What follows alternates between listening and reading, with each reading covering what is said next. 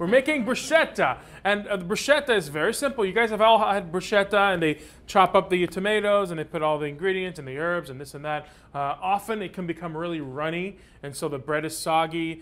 Sometimes it's really nice and fresh. But I've actually devised a way to make bruschetta with Hunt's tomatoes, seeing that they're canned tomatoes, but actually roasting them, by roasting them and concentrating their flavors, and making a bruschetta mixture that can be kept in the fridge for days and weeks, and then you can just like put them together yourself. And I'm just going to teach you how to do that. It's very, very simple, and all you need is taking a pan and covering it with aluminum foil. You don't want, when you cook the bruschetta, you don't want to clean, actually. I'm sorry, but I don't want to clean. So covering it with aluminum foil helps. So we're going to get some of the Pam spray and just very easily, gently put nonstick spray on it. And that's just so that the tomatoes could easily just be, removed from it.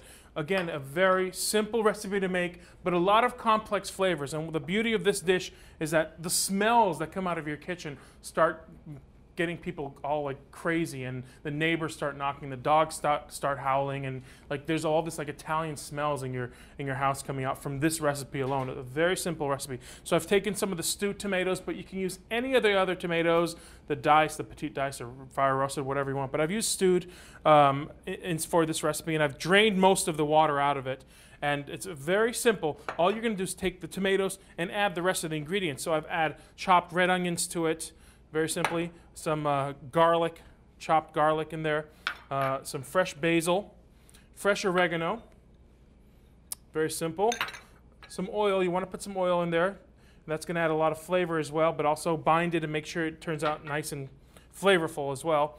And some pepper and salt, very simple, that's it. I mean, really, that's all it is in there. You're just going to mix this up. You have a lot of like fresh ingredients in here, including the tomatoes. You just grab this, you put it on the baking sheet, you spread it out evenly, and you're going to put this into an oven about 325 degrees, not too high, because you want this to really slowly roast. Look at that, folks. Can I get a ooh from you guys? Isn't that beautiful? Like all those flavors and all the colors have kind of just concentrated right down there. What I've done is gotten toast. I've toasted it with a little bit of olive oil on it. And what you do, very simply, you just grab a lot of it.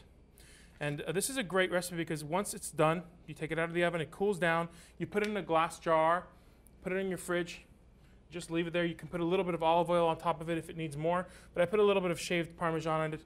So what I like to do with something like this also is combine it with other things too, not just make bruschetta out of it. I figured out that if you mix this, use this, put it in a jar, add a little bit more olive oil to it, put it with pasta. It makes a great pasta sauce as well. Very concentrated flavors, but it works very well with any pasta.